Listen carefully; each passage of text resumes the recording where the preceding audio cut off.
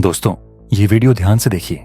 यह पाकिस्तान से आया था जब ऑपरेशन सिंदूर अपने चरम पर था और इसमें आप देख सकते हैं कि कैसे भारत का एक कामिकाजे ड्रोन पाकिस्तान की धरती पर तहलका मचा रहा है। इस एक ड्रोन ने पाकिस्तान की ऐसी खटिया खड़ी करी कि उनका नूर खान एयरबेस 6 महीनों तक अपने पैरों पर खड़ा नहीं हो पाया। लेकिन मैं आपको आज यह क्यों दिखा रहा हूँ?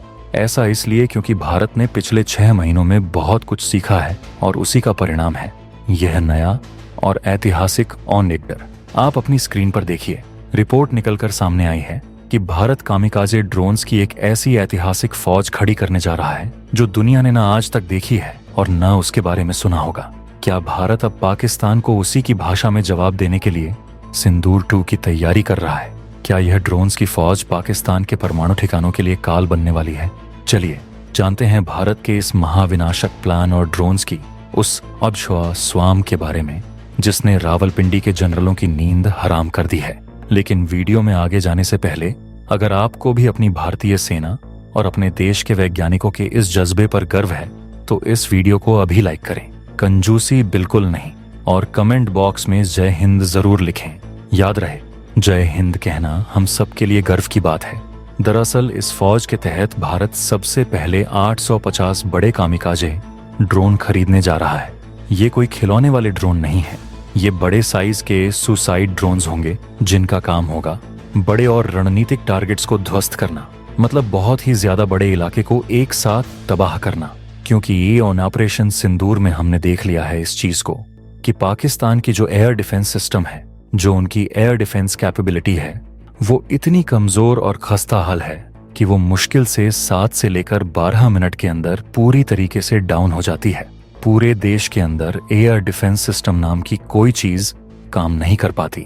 ऐसे में अगर आप पाकिस्तान के ऊपर ब्रह्मोस मिसाइल, अग्नि मिसाइल या के सीरीज की कोई महंगी मिसाइल इस्तेमाल कर रहे हो तो आपसे बड़ा बेवकूफ कोई नहीं है, क्योंकि ये मिसाइलें बहुत ज्यादा महंगी हैं। एक एक ब्रह्मोस मिसाइल की कीमत करोड़ों में होती है। तो इसमें आप इतना खर्चा क्यों करोगे पाकिस्तान जैसे देश के ऊपर जिसके पास ढंग का रडार भी नहीं है? जब उसके पास एयर डिफेंस सिस्टम नहीं है तो ब्रह्मोस और अग्नि इस्तेमाल करके आप अपने कीमती रिसोर्सेज को वेस्ट कर रहे हो, क्योंकि ये मिसाइलें दुनिया के बड़े बड़े ताकतवर एयर डिफेंस सिस्टम जैसे S-400 या थाड को चैलेंज देने के लिए बनाई गई हैं। इसीलिए अगर आपको पाकिस्तान के अंदर टारगेट्स, इनके एयर डिफेंस सिस्टम, इनकी सेना की छावनियां और आतंकी लॉन्च पैड्स तबाह करने हैं तो इन महंगी मिसाइलों की तो जरूरत ही नहीं है। अगर आपके पास सस्ते, बहुत ही ज्यादा कम लागत वाले और सटीक ड्रोन भी मौजूद हैं जो कामिकाजे ड्रोन हैं, तो आप ब्रह्मोस जितना ही इम्पैक्ट क्रिएट कर सकते हो वो भी 100 गुना कम कीमत में। उन्हीं सस्ते ड्रोन की मदद से आप पाकिस्तान की कमर तोड़ सकते हो। और इसीलिए अब हम 850 से ज्यादा लार्ज साइज के कामिकाजे ड्रोन खरीद रहे हैं ताकि पाकिस्तान के अंदर जो बड़े टारगेट हैं जैसे उनके एयरबेस, एयर स्ट्रिप, सैन्य छावनियां या फिर हथियार भंडार घर, हम उन्हें ब्रह्मोस या अग्नि से टारगेट नहीं बनाएंगे। हम उन्हें तबाह कर देंगे अपने ही कामिकाजे ड्रोन से। यह कॉस्ट इफेक्टिव वॉरफेयर का सबसे बेहतरीन उदाहरण है। इतना ही नहीं, अगर आपको लग रहा है कि बस यही छोटी सी ड्रोन की फौज है तो आप गलत हैं। आप स्क्रीन पर देखिए, 850 बड़े ड्रोन्स के अलावा 3000 से ज्यादा लॉइटरिंग म्यूनिशंस भी हम खरीद रहे हैं। ये क्या होता है? तो ये भी एक तरीके का कामिकाजे ड्रोन है, लेकिन बहुत छोटे साइज का। इसका टारगेट और काम होता है दुश्मन के टैंक, आर्मर्ड व्हीकल, दुश्मन के ऐसे ट्रक जो कि सैनिकों को ढोने का या हथियार ढोने का काम करते हैं, या फिर अगर आतंकी कहीं बंकर में छुपे हुए हैं उन्हें तबाह करने का। लॉइटरिंग म्यूनिशंस हवा में मंडराते रहते हैं, अपने शिकार को ढूंढते हैं और मौका मिलते ही उस पर टूट पड़ते हैं। इनकी खास बात यह है कि एक अकेला सैनिक रिमोट कंट्रोल से इन्हें कहीं भी, किसी भी झाड़ी या टीले के पीछे से रिमोटली ऑन परेड कर सकता है।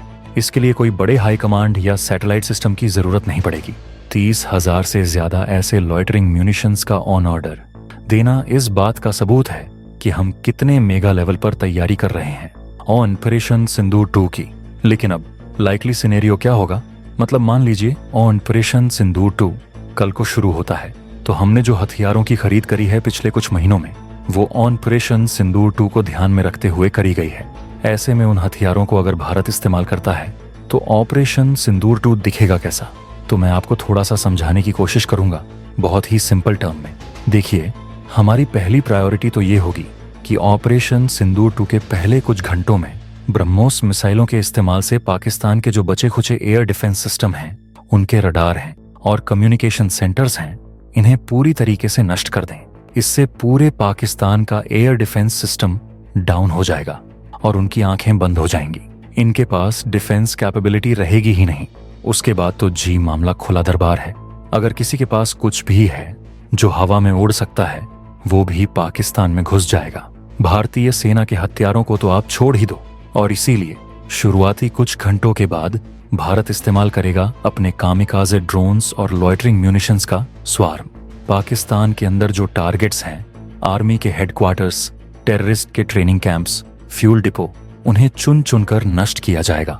लेकिन मान लीजिए ग्राउंड ऑपरेशन करने की जरूरत पड़ जाती है, पाकिस्तान में घुसना पड़ता है इस बार, जो कि लग रहा है, क्योंकि जिस तरीके की भारत गुजरात और राजस्थान के बॉर्डर के आसपास तैयारी कर रहा है, लग ऐसा रहा है कि वहां पर हम कुछ बड़ा करने की कोशिश करेंगे। ऐसी स्थिति में काम आएंगे ये 3000 लॉयटरिंग म्यूनिशंस, क्योंकि पाकिस्तान जमीन पर हमें एक ही चीज से रोकने की कोशिश करेगा और वो है उसके टैंक और आर्मर्ड व्हीकल्स।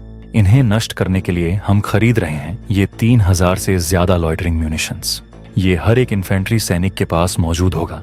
इसकी मदद से सैनिक कहीं झाड़ी में छुपकर, कहीं टीले के पीछे छुपकर रिमोटली उस लॉयटरिंग म्यूनिशन को उड़ाकर कम से कम 1 से लेकर 2 किलोमीटर दूर खड़े पाकिस्तानी टैंक को तबाह कर देगा।